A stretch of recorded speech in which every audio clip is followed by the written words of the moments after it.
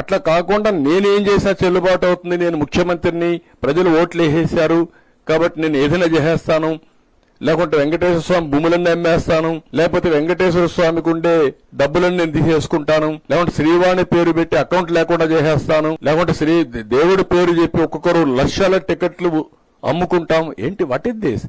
ఒక చైర్మన్ ఏంటంటే 3,75,000 టికెట్లు. ఏమైంది మీకు? 3,75,000 టికెట్లు ఇచ్చుకున్నారు వాళ్ళ పీరియడ్ లో దర్శనానికి. ఇవన్నీ షాకింగ్. ఇవన్నీ చూస్తామంటే ఎక్కడికి పోతున్నామో అర్థం కాకుండా వీళ్ళు ఇష్ట ప్రకారం చేసే పరిస్థితికి వచ్చారు. దానిపైన ఈయన దాడి. Andhra Pradesh has little role in the management affairs of the Tirumala Tirupati Devasthanam temple. Little role. Destruction కి నాంది బలికి గొడ్డలతో నరుకుతూ లిటిల్ రోల్ అంట. రెండోది, ఇతను మాట్లాడే మాటలు మీరు చూస్తే ఎంత దుర్మార్గం అంటే, to summarise the process, the tanker containing ghee that reaches the temple should be accompanied by a certification as to the purity of the ghee and quality of the product from agencies that are accredited by the NABL. Further, at the temple, 3 samples are obtained from every tanker, and the same are tested, and only after the 3 samples passes the test would the ghee be allowed to be put to use. అంటే అతను ఏం justification చేస్తున్నాడంటే మొత్తం టెస్ట్లన్నీ అయిపోయినాయని. అక్కడ adulteration test లేదు. Adulteration test లేకుండా adulteration test ఎట్లా చేస్తారండి మీరు? అందులో మీరు చూస్తే అక్కడ చేసేది ట్యాంకర్ ద్వారా వచ్చినప్పుడు ఆవు నెయ్యితో పాటు తేమ, బీట్రో రిఫ్రాక్టోమీటర్ రీడింగ్, కొవ్వు ఆమ్లం, ఆర్ఎం విలువ, బౌడైన్ పరీక్ష, మినరల్ ఆయిల్ కోసం పరీక్ష, అదనపు రంగు కలిపారా, melting point, rancidity, milk fat, Polenske వంటి ప్రాథమిక అంశాలు మాత్రం చేస్తారు. అడల్ట్రేషన్ చేయాలంటే NABL అక్రిడేషనే ఉండాలి. ఆ ల్యాబ్కి వెళ్ళాలి. ఆ టెస్ట్ లేదు. అలాంటి టెస్ట్ జరిగిన దాఖలాలే లేవు. వీళ్ళు సింపుల్ టెస్టులు చేసి ఆ సింపుల్ టెస్టుల ప్రకారం 18 ట్యాంకర్లు రిజెక్ట్ చేసామని పెట్టే పరిస్థితికి వచ్చారు. టెండర్ కండిషన్ ప్రకారం NABL అక్రిడేషన్ ల్యాబ్ కల్తీ ఉందా లేదా అనేది టెస్ట్ చేయాలి. ఎప్పుడూ చేయాల. దీనికి ఖర్చు కూడా 75 లక్షలే అవుతుంది. కనీసం ఆ 75 లక్షల రూపాయలు కూడా ఖర్చు పెట్టలేకపోయారు. అది వేరే విషయం. ఒకప్పుడు నమ్మకం ఏం జరిగింది, ఇప్పుడు నమ్మకం కూడా లేకుండా ఇవన్నీ జరిగే పరిస్థితికి వచ్చాయి. ఇంగిత జ్ఞానం ఉండే ఎవడైనా సరే ఈఓగా వేసిన వ్యక్తి గాని, మేనేజ్మెంట్ గాని, ముఖ్యమంత్రికి గాని 319 రూపాయలకు నెయ్యి వస్తుందండి. రివర్స్ టెండరింగ్ పెడతారా అండి? మీకు ఉండే కండిషన్ తీసేస్తారండి మీరు? అసలు పాలే అవసరం లేదు. 4 లక్షల లీటర్లు మిల్క్ మినిమం ఆపరేట్ చేయాలి.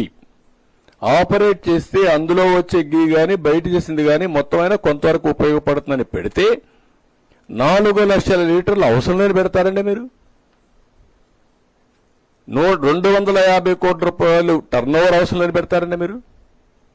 3 ఏళ్లలో 1 ఇయర్ సరిపోతుందని పెట్టే పరిస్థితికి వచ్చారు. 3 ఏళ్లలో 1 ఇయర్ 250 అంటే 3 ఏళ్లలో 1 సంవత్సరం 150 కోట్లను పెట్టే పరిస్థితికి వచ్చారు. 12 టన్నులు అంతమంది పెడితే దాన్ని 8 టన్స్ తగ్గించేసే పరిస్థితి. అసలు అన్ని కండిషన్స్ డైల్యూట్ చేసేసి ఈరోజు మొత్తం ఈ వ్యవస్థని భ్రష్టు పట్టే పరిస్థితి వచ్చి మళ్ళా దాన్ని సింపుల్ గా చేసి 18 సార్లు వీళ్ళు మేము రిజెక్ట్ చేసేసాం. With such robust procedure and practices in place, it is impossible for adulteration ghee to pass through and be used in the preparation of prasadam. అంటే సర్టిఫికెట్ ఇచ్చేసావు. అంటే జస్టిఫికేషన్ కూడా అడ్డదారిన ఇష్టానుసారంగా చేస్తూ అక్కడ మాట్లాడుతూ నా మీద ఇక్కడ కూడా విషయం చెప్పే పరిస్థితికి వచ్చాడు. అక్కడ అంటాడు, the way in which mister Naidu acted was in a manner totally devoid of social responsibility. Just as during several instances, tankers were rejected both during the previous Telugu Desam and YSR regime. The most dishonest manner at a political party meeting evidencing his political intent is nothing short of a crime. నేను నేరం చేశాను, తప్పు చేసాను పట్టుకోవడానికి. ఎక్కడికి పోతున్నారో నాకైతే అర్థం కావడం లేదు. అదే సమయంలో ఇంకొక పక్కన చూస్తే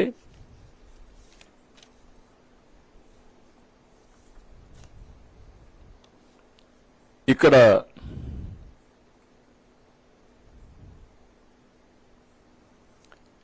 జస్టిఫికేషన్ చేసుకుంటున్నాడు. ఆ జస్టిఫికేషన్ ఈ పేర అంతా మీరు 5వ పేర చదివితే